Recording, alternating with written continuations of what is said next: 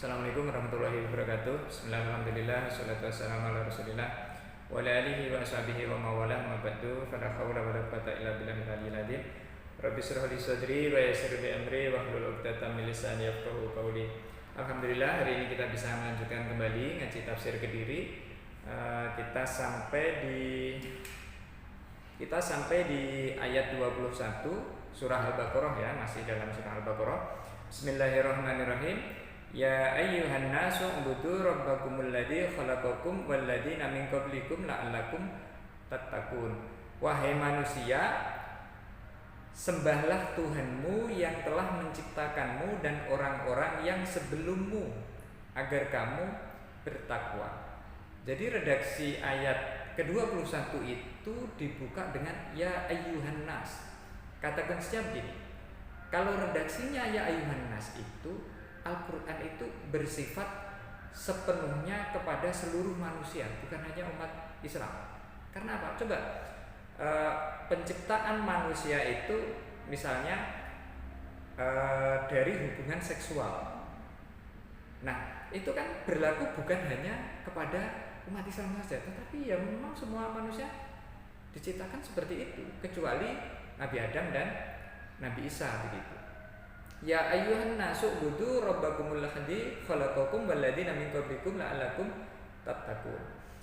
Kata i'budu rabbakum ya ayyuhan nasu ubudu rabbakum, sembahlah Tuhanmu, itu maksudnya adalah sembahlah Allah Subhanahu wa taala yang telah menciptakan alam semesta. Nah, redaksinya di sini itu Rob. Redaksinya Rob. Rob itu maknanya pemelihara. Jadi Allah itu menisbatkan dirinya sebagai pemelihara alam semesta. Karena apa? Karena manusia itu ada sebagian di antara mereka yang menyembah alam. Sehingga Allah menampakkan dirinya sebagai pemelihara alam. Jadi alam itu adalah ciptaan dan Allah adalah penciptanya. Karena itu sembahlah Allah yang memelihara alam, yaitu Tuhan. Ya ayyuhan nasu ubudu rabbakumul ladzi khalaqakum. Dialah yang telah menciptakanmu. Yang menciptakan, loh yang menciptakan saya kan Bapak Ibu misalnya begitu ya. Ada orang yang berpikir, iya betul. Itu hanyalah perantara saja. Masalah ini nanti dijadikan manusia atau tidak itu kan Bapak Ibu itu tidak bisa menentukan. Banyak loh orang yang lahir belum sampai lahir itu sudah janinnya sudah tiada. Nah, itu adalah salah satu aspek bahwa manusia itu sebenarnya lemah dan penciptanya adalah Allah. Lupa kan sekarang bisa bayi tabung, iya, tapi apakah bayi tabung itu bisa dipastikan sepenuhnya sesuai dengan pesanan ya? Nah, itu kan berat itu. Misalnya saya pesan hidungnya mancung, kulitnya putih, terus rambutnya lurus, postur tubuhnya tinggi, lalu orangnya cerdas. Nah, itu kan sulit menuruti kriteria yang seperti itu. Oleh karena itu, apapun yang dilakukan manusia itu sebenarnya adalah usaha. Hanyalah usaha, dan yang menentukan adalah Allah Subhanahu wa taala. Karena itu Allah menyebut alladzi khalaqakum, yang telah menciptakan. Nah, ada yang dikecualikan dalam hal ini adalah dari proses yang natural itu, melalui hubungan seksual itu, ada dua di dalam Al-Quran itu yang dikisahkan tanpa proses yang lazim, yaitu Nabi Adam. Nabi Adam itu kan diciptakan tanpa ayah, tanpa ibu.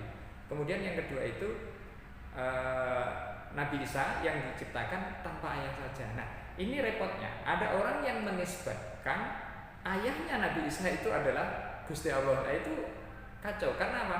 Al-Quran menolak itu. Karena apa? Karena menciptakan tanpa ayah itu jauh lebih mudah daripada menciptakan tanpa ayah, tanpa ibu. Dan Nabi Adam diciptakan tanpa ayah, tanpa ibu. Jika kriterianya dipertuhankan itu adalah tanpa ayah, maka Nabi Adam itu tanpa ayah, tanpa ibu. Begitu. Jika kriterianya memang demikian. Walladzina min qablikum, dan Allah lah yang menciptakan orang-orang sebelum kamu. Ini maknanya adalah para orang tua kita dan mbah-mbah kita yang sudah meninggal itu semuanya juga diciptakan oleh Allah. Artinya apa? Artinya ayat ini mengisyaratkan dua hal, yaitu isyarat akan awal kehidupan dan akhir kehidupan. Jadi ada awalnya manusia itu dilahirkan ke dunia, dan ada akhirnya juga manusia itu diwafatkan. Nah, ini sebagai isyarat pula bahwasanya manusia itu tidak akan kekal. Jadi karena ia tidak kekal, ia tidak boleh dipertuhankan. Di India ada orang yang menyembah manusia atau mendewakan manusia. Nah, itu tidak kekal. Kapan dia lahir, kapan dia mati, itu kan ada tanggalnya, ada harinya. Meskipun Yesus dalam konteks umat Islam itu diangkat oleh Allah, tetapi dalam kacamata orang Nasrani dia juga wafat gitu, dan ada akhirnya. Sehingga begini, dalam konteks ayat ini kan membicarakan tentang menuhankan sesuatu. Manusia yang diciptakan Allah, karena itu sembahlah Allah, jangan yang lain. Kan begitu konteksnya. Nah, orang yang menuhankan sesuatu selain Allah itu pada hakikatnya pemikiran yang seperti itu tidak bisa dibenarkan. Karena apa? Karena ketika menuhankan manusia, manusia juga mati. Apakah manusia itu yang menciptakan alam? Jawabannya tidak. Karena apa? Alam ini lebih dulu ada daripada manusianya yang ada. Sehebat apapun manusia, dia adalah ciptaan, bukan pencipta, bukan pencipta alam, bukan pencipta matahari, bukan pencipta bulan. Meskipun hanya klaim. Ada orang yang mengklaim saya adalah orang terhebat yang menciptakan matahari, kan tidak bisa. Begitu. Karena dia justru hadir belakangan setelah alam ini ada. Sehingga tidak layak manusia itu mengklaim dirinya atau orang lain sebagai Tuhan gitu. Walladzina min qablikum la'allakum tattaqun, supaya kalian bertakwa. Nah, takwa itu maknanya adalah mentaati perintah Allah sekuat tenaga dan menjauhi larangan kita. Maknanya dua itu.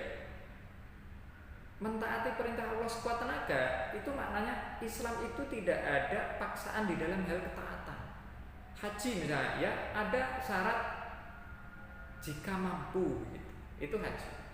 Misalnya orang tidak mampu sholat berdiri, ya boleh dengan duduk, boleh dengan tidak mampu duduk, boleh dengan tidur miring begitu. Itu adalah dispensasi syariat Islam yang mempermudah kita di dalam menjalankan syariat. Itu dalam hal ketaatan. Jadi ketika tidak mampu melakukan sampai puncak, maka cukup sekemampuannya saja. Tetapi dalam hal larangan itu titik, tidak ada dispensasi. Saya tidak kuat lah kalau tidak mabuk, misalnya begitu ya. Itu tidak bisa ditolerir. Karena apa? Karena dispensasi itu berlakunya hanya ada di ketaatan. Adapun persoalan fikih yang membuat dispensasi itu famaniturra ghairu bagin begitu. Jadi ada hal lain, tetapi secara umum makna takwa adalah seperti itu.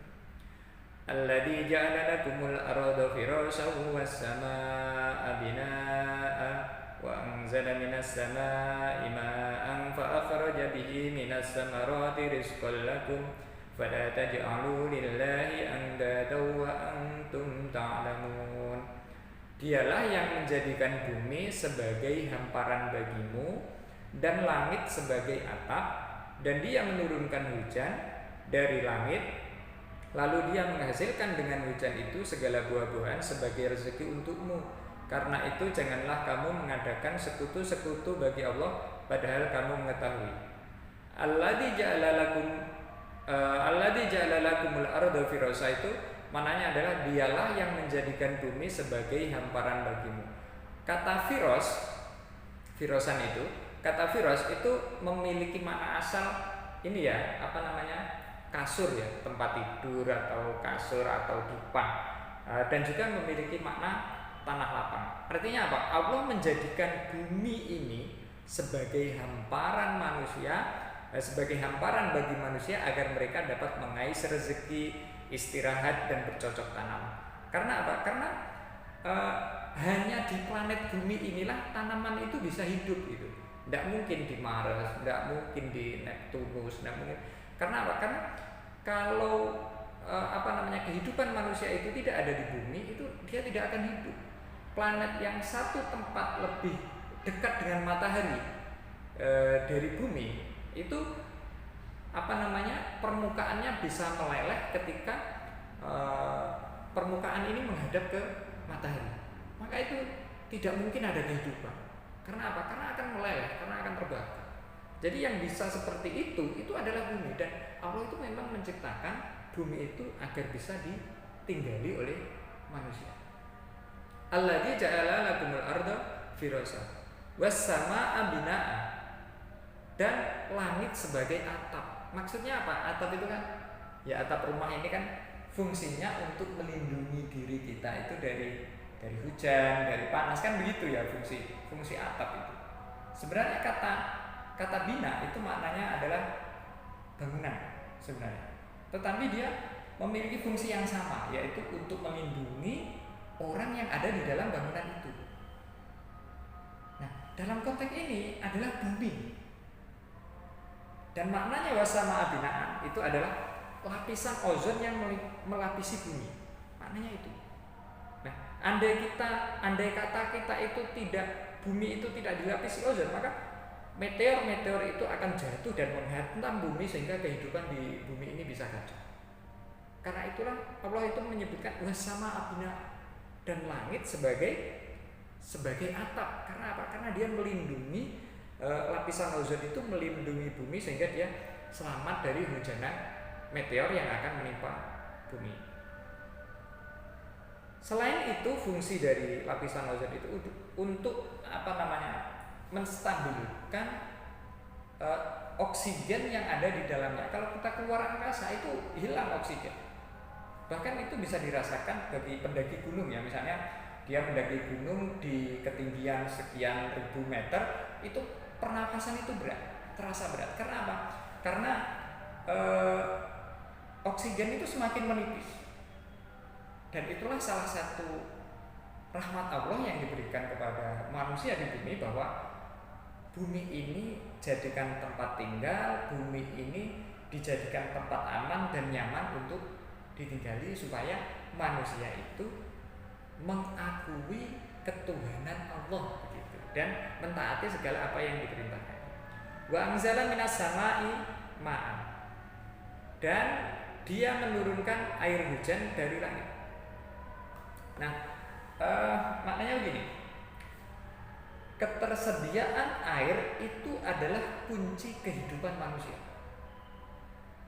Karena jika tanpa air, wah itu berat itu. Urip itu abot itu tanpa air itu.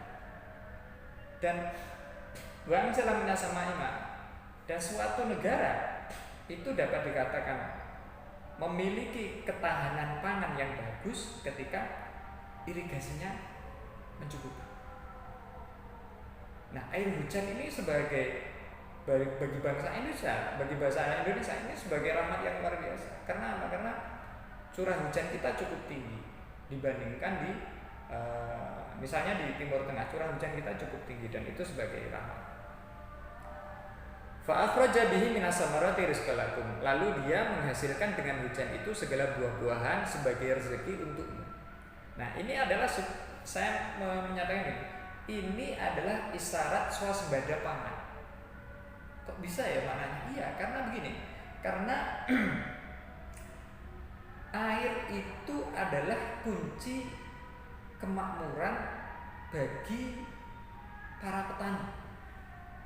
Semakin banyak ketersediaan air, semakin besar pula peluang swasembada pangan maupun kebutuhan yang lain. Hanya saja Quran menyebutkannya itu samarat. Samarat itu buah-buahan. Tetapi konteksnya lebih luas lagi. Bukan hanya buah-buahan. Buah-buahan itu hanyalah sampel dari apa yang dikonsumsi oleh manusia. Nah, kalau sebuah negara itu ingin swasembada pangan, maka dia harus memiliki banyak ketersediaan air. Salah satu caranya adalah membuat bendungan. Nah, Indonesia itu kan luar biasa ya.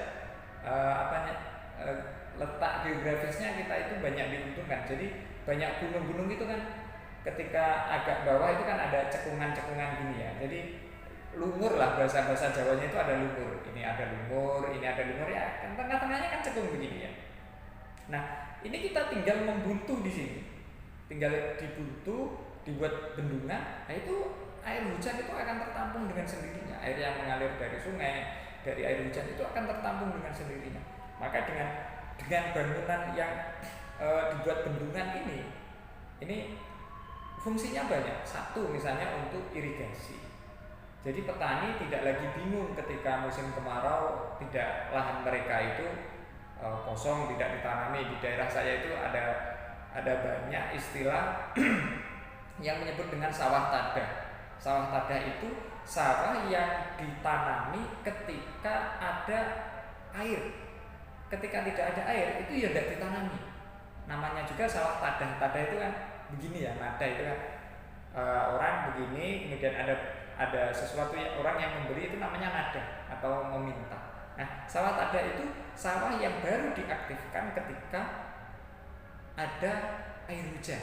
Nah, itu jumlahnya banyak. Nah, dengan adanya bendungan yang bisa mengontrol derasnya air saat hujan, itu bisa dimanfaatkan oleh petani untuk memberi menyirami atau elep lah, bahasa Jawanya itu elep untuk tanaman mereka itu. Nah,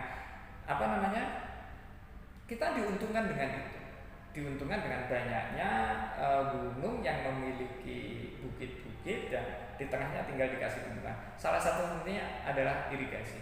Apakah ada fungsi yang lain? Jawabannya banyak. Dengan adanya bendungan itu kita bisa untuk irigasi dan imbasnya bisa untuk swasembada pangan. Semakin banyak bendungan, semakin besar peluang untuk swasembada pangan. Yang kedua, bisa untuk listrik itu, bisa untuk sumber energi listrik karena ada pembangkit listrik tenaga air. Itu bisa dimanfaatkan banyak di Malang itu sudah ada, di banyak tempat itu juga sudah ada. Itu adalah salah satu fungsi dari bendungan. Kemudian yang ketiga fungsinya adalah bisa untuk meningkatkan taraf ekonomi, karena dengan adanya pariwisata, dengan adanya bendungan itu kan ada retribusi, ada banyak pekerja yang ada di situ, kemudian banyak warung, banyak fasilitas umum yang ada di situ, tukang parkir laku, bakul pentol laku, bakul tahu laku, dan seterusnya. Itu kalau kita itu membangun sebuah bendungan yang difungsikan utamanya itu untuk menampung air dari air hujan. Oleh karena itu Al-Quran menyebutkan fa'akhraja bihi minas samarati rizqan lakum, itu supaya menjadi rezeki bagi kalian. Bagi kalian siapa? Ya umat manusia itu. Karena bisa dimanfaatkan bukan hanya untuk irigasi tetapi untuk fungsi-fungsi yang lain. Karena itu sebutannya adalah rezeki. Nah, definisi rezeki itu begini. Rezeki itu adalah perkara yang bisa ia nikmati secara halal. Itu namanya rezeki. Jadi misalnya ada orang bekerja tetapi dia tidak mampu menikmati hasil kerjanya, itu namanya bukan rezekinya. Ada orang yang tidak bekerja tetapi menikmati, itu namanya rezekinya dia. Contohnya adalah di desa itu kan banyak ya orang yang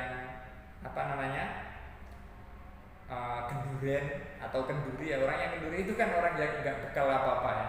Dia datang, kemudian pulangnya itu kan dibawain berkat, dibawain snack, dibawain minuman, dibawain bahkan ada amplopnya juga. Terkadang begitu. Itu kan sesuatu yang kita sebut sebagai rezeki. Karena apa? Tanpa, dalam tanda petik ya, tanpa jerih payah itu didapat. Karena yang disebut rezeki itu adalah sesuatu yang dinikmati. Nah, Al-Quran itu menyebutkan wa anzala minas sama'i ma'an fa akhraja bihi minas samarati rizqan lakum.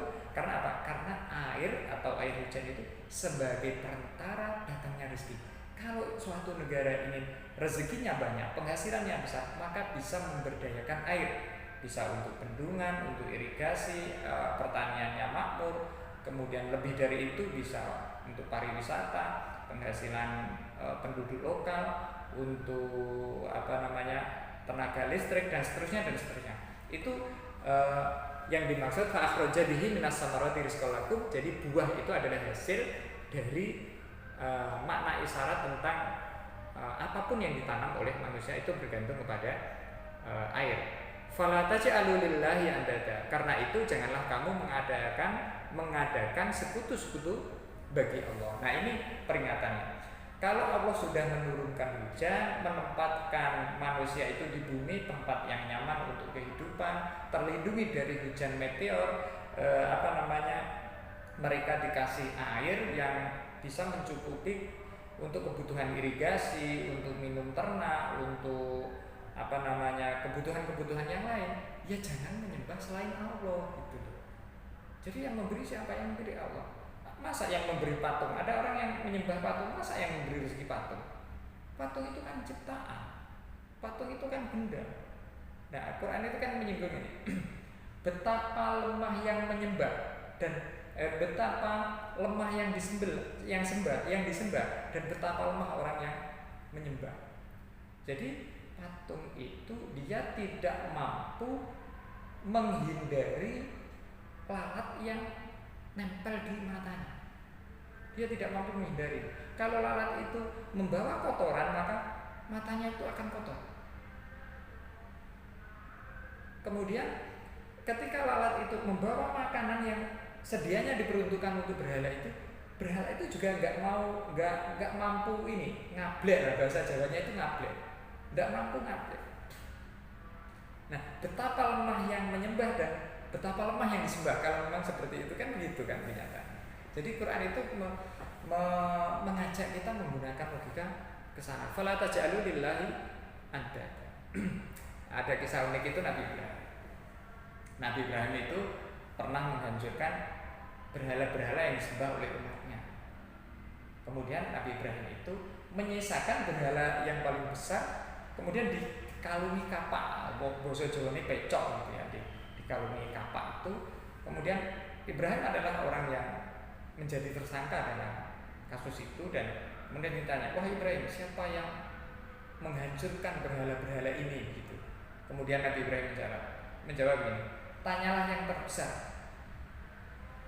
Nah, itu jawaban singkat yang mematahkan argumentasi penyembah pagan. Kok bisa Pak? Iya, coba begini. Nabi Ibrahim itu tidak menjawab yang menghancurkan saya atau yang menghancurkan orang lain. Itu kan dosa ya.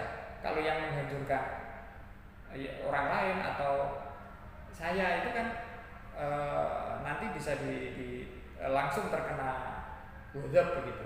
Bal fa'alahu kabir, yang melakukan yang paling besar. Coba tanya yang paling besar. Nah, orang yang diajak bicara itu pasti spontanitas pikirannya begini. Lah, apakah saya sudah gila, sudah tahu patung kok ditanya? Kan begitu ya. Patung kan pasti gak bisa bicara. Sementara Nabi Ibrahim memerintahkan supaya menanyakan yang paling besar. Tanyalah yang paling besar. Loh, aku ya wis kok enek patung kok tak takoki, kan begitu. Kemudian dari unek-unek itu akan kembali kepada orang yang unek-unek. Loh, sudah tahu patung tidak bisa apa-apa, kok ya kamu sembah? Itulah argumentasi yang mematahkan penyembah pagan, bahwa sudah tahu patung itu nggak bisa apa-apa, kok juga kamu sembah. Bal fa'alahu kabir. Fala taj'alu lillahi andada, maka janganlah menjadikan sekutu-sekutu bagi Allah. Nah, orang Jawa itu kan ada sebagian yang nyembah laut, nyembah gunung begitu ya. Nah, itu masuk dalam zona yang dikritik oleh Al-Quran begitu. Jadi ini kata kunci. Saya dalam konteks ini tidak sedang membicarakan kenegaraan, tetapi sedang membicarakan keimanan. Jadi nanti Al-Quran itu ada ayat lain yang membicarakan bagaimana ketika hubungan antar umat beragama, bagaimana menyikapi perbedaan-perbedaan, itu ada ayatnya sendiri. Dalam konteks ini adalah internalnya umat Islam. Begitu. Jadi kita memiliki keyakinan internal seperti hanya yang dijelaskan di dalam surah Al-Baqarah ini. Wa antum ta'lamun, padahal kamu mengetahui. Maksudnya apa? Maksudnya manusia yang menyembah benda-benda itu, mereka tahu bahwa itu sebenarnya benda yang tidak bisa berbuat apa-apa. Jadi laut itu ya alam, laut itu tidak bisa berbuat apa-apa. Gunung juga begitu, gunung itu benda, dia tidak bisa berbuat apa-apa. Wa antum ta'lamun, Wa in kuntum fi raibin mimma nazzalna ala abdina fa'tu bi suratin min mislih wad'u syuhada'akum min dunillahi in kuntum shadiqin.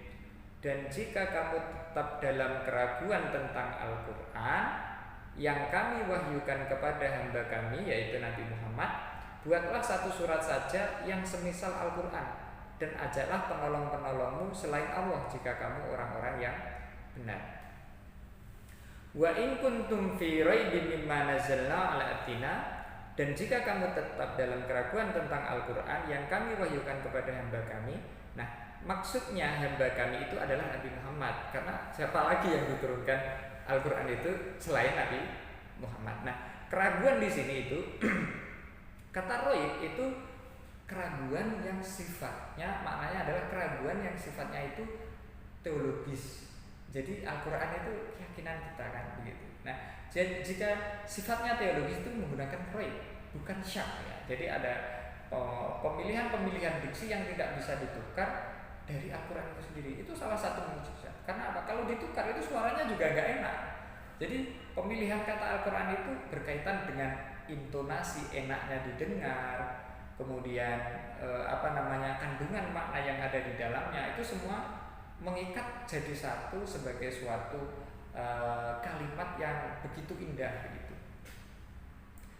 Meragukan yang dimaksud meragukan di sini adalah meragukan kebenaran Al-Quran.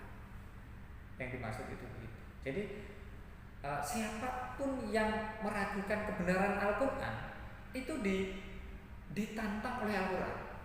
Nah, itu kan nanti saya ceritakan di akhir. Bagaimana ketika ada orang yang meragukan seseorang mampu atau tidak mampu. Gitu.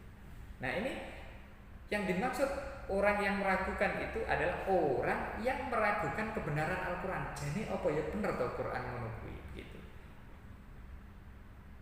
Wa in kuntum fi raibin mimma nazzalna ala abdina. Nah, karena gini, Al-Quran itu begitu indah. Al-Quran itu begitu indah. Indahnya itu dari aspek makna, dari aspek badi. Dalam ilmu balaghah itu ada badi, ada bayan, ada ma'ani. Itu aspek keindahan yang sulit untuk dirangkai oleh manusia. Bahkan orang-orang Arab itu tahu tentang standarisasi sastra yang baik. Ya, seperti orang sekarang di dunia akademis itu tahu standar tulisan yang baik itu dia tahu gitu. Nah, orang Arab dulu juga begitu.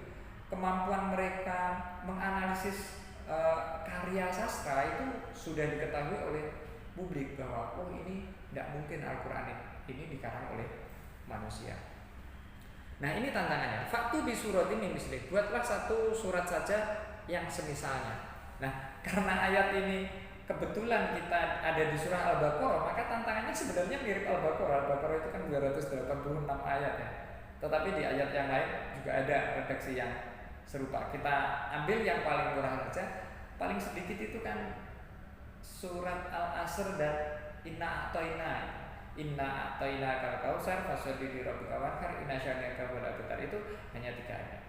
Nah, itu keindahannya selain makna, itu akhirannya yang bersajak. Itu sulit diangkat. Kemudian wal as innal insana lafi khusr illal ladzina amanu wa amilus solihati wa tawassaw bil haqqi wa tawassaw bis sabr. Itu makna kandungannya yang paling bagus adalah tentang bagaimana menjaga waktu atau memanage waktu dengan baik. Nah, itu adalah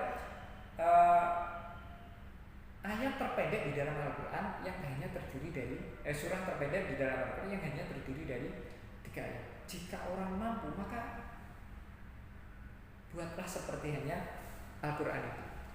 Faktu di surati misli, maka buatlah satu surat saja yang semisal Al-Quran. Nah, hari ini kan kita itu kan sedang istilahnya ya, dunia akademik, dunia pendidikan itu kan seluruhnya mengacu kepada dunia tulis menulis. Nah, standarisasi tulisan yang baik itu para akademisi itu tahu, dan banyak juga para orang-orang yang mengambil jurusan sastra Arab, sastra Inggris, sastra Indonesia dan seterusnya. Banyak orang yang mengambil jurusan sastra, tetapi Apakah mereka itu mampu menyusun seperti Al-Quran? Jawabannya tidak. Karena apa? Karena Al-Quran itu berkaitan dengan pemilihan diksi, langgam yang enak, kemudian akhiran yang bersaja, itu sulit dirangkai. Kalau memang bisa, ya ditunjukkan saja. Apa ada Pak yang merangkai itu? Ya ada, seperti Musailamah. Musailamah itu mengarang surat, ya difta binta difta, wahai kodok anak dari kodok betina. Nah itu kan, ya betul, dia itu memiliki kata yang bersajak, tetapi kandungan maknanya kan begitu sepele dan menjijikkan kodok itu. Nah, itu kan jiplakan dari Al-Qari'ah, Mal-Qari'ah. Kemudian ada surah lagi Al-Fil wa ma adraka mal-fil, kan begitu.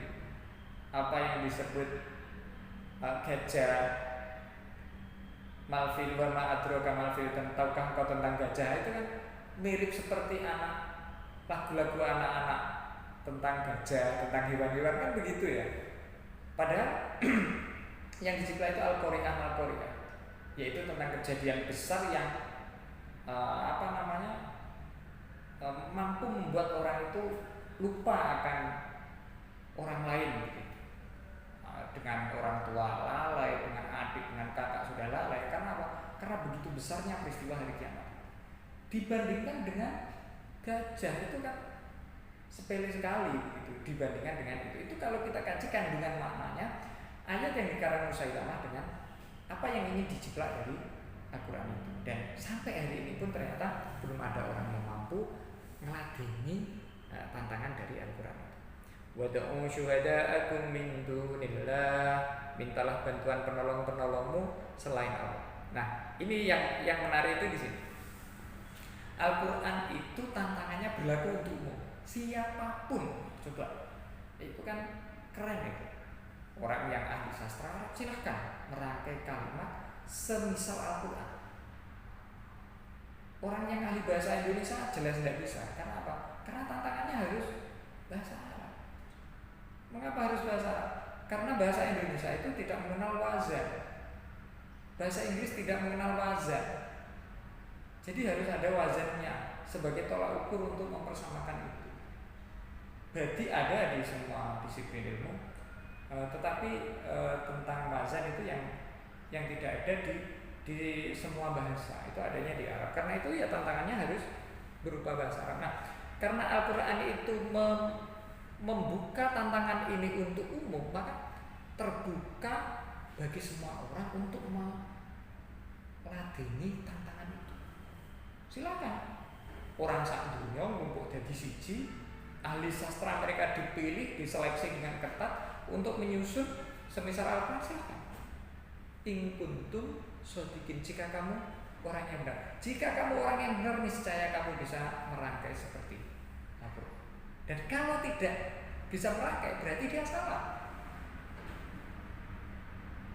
Logikanya kan begitu. Jadi tantangan ini berlaku untuk umum bagi siapapun yang meragukan kebenaran Al-Quran. Nah, uniknya lagi di dalam kelanjutan ayat ini, fa illam taf'alu wa lan taf'alu fattaqun narul lati waquduhan nasu wal hijarah uiddat lil kafirin. Maka jika kamu tidak dapat membuatnya, maksudnya membuat surat seperti hanya Al-Quran, dan pasti kamu tidak akan dapat membuatnya, itu kan sudah disegati. Peliharalah dirimu dari neraka yang bahan bakarnya manusia dan batu yang disediakan bagi orang-orang kafir. Fa illam taf'alu, apabila kamu sekalian tidak melakukannya, maksudnya adalah tidak melakukan ini merangkai surat seperti hanya Al-Quran. Nah, orang kan kadang gini, jika kamu jika kamu meragukan Al-Quran, maka buatlah surat semisal Al-Quran. Kemudian orang itu dengan sombong, wegah aku ngarang, kayak gitu aja mudah. Misalnya orang bilang begitu, itu kan belum bekerja tetapi sudah mengetahui apa yang menjadi tantangan. Tetapi ketika orang itu ngeyel, tidak melakukan hal itu sudah diprediksi oleh Al-Quran. Fa'ilam tafalu walam tafalu. Dan jika kamu tidak mau melakukan, berarti kamu itu sudah lemah. Walam tafalu, dan selamanya kamu tidak akan pernah mampu melakukannya. Redaksi lam di dalam Al-Quran itu konsekuensinya adalah abadan. Sampai kapanpun kalian itu tidak akan bisa merangkainya. Ini adalah tantangan Al-Quran yang ditujukan kepada siapapun yang meragukan. Orang kafir kan sandunya banyak. Silakan merangkai seperti hanya Al-Quran. Kalau memang dia mampu. Kalau tidak mampu, Allah memperingatkan ini. Fattakun narolati waquduhan nas wal hijarah.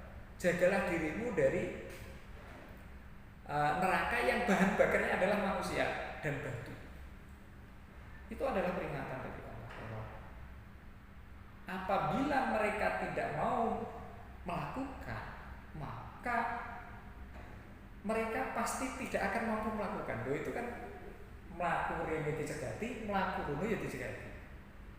Orang gelem ngladeni tantangan kuwi yo disebut kalah, ngladeni tantangan pasti kamu tidak akan mampu mengalahkannya. Ibarat kata begini, wong Jawa itu sederhananya ini. Enek wong sing nantang dikon melawan. Dan orang yang menantang itu bilang begini, ayo gelut Allah. Jika orang yang ditantang itu tidak mau, berarti itu sudah kalah. Paham yang saya maksud ya? Jika orang yang ditantang itu tidak mau meladeni, ayo lawan saya, berarti dia sudah kalah. Dan jika betul-betul dia melawan, kamu pasti tidak akan mampu melawannya. Kenapa? Karena begitu kuatnya orang yang akan dilawan. Busailama al-Kadzdzab tumbang, puisinya juga tumbang, dinilai oleh ahli sastra tumbang semua. Orangnya juga tumbang sekalian. Jadi kalau kalian tidak mampu, fa'illam taf'alu wa lam taf'alu fattakun narolati waquduhan nasu wal hijarah. Maka jagalah dirimu dari neraka yang bahan bakarnya adalah manusia dan batu. Seperti yang kita lihat, bahan bakar itu kan umumnya kayu ya. Tetapi kenapa ini batu? Karena biasanya batu bara itu jauh lebih panas dibandingkan baranya kayu itu, sehingga menjadi peringatan menggunakan hijarah ini. Maknanya bisa dimaknai adalah batu itu bisa menyimpan panas lebih lama dibandingkan dengan kayu. Uiddat sedil kafirin, disediakan bagi orang-orang yang kafir.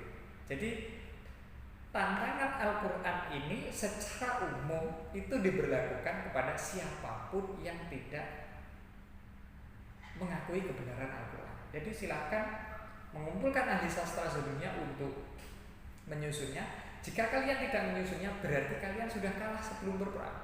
Dan jika betul-betul dilakukan, maka Al-Quran menyegati walan tafalu, dan kalian tidak akan mampu untuk melakukannya. Itu kan mundur salah, mundur kena, maju juga kena. Kenapa? Kena hitop itu. Dan sampai hari ini, bahkan sampai nanti hari kiamat, tidak akan ada orang yang mampu untuk menandingi sastra atau kebenaran dari Al-Quran itu sendiri. Sekian pertemuan kita pada kesempatan hari ini. Kurang lebihnya minta maaf. Assalamualaikum warahmatullahi wabarakatuh.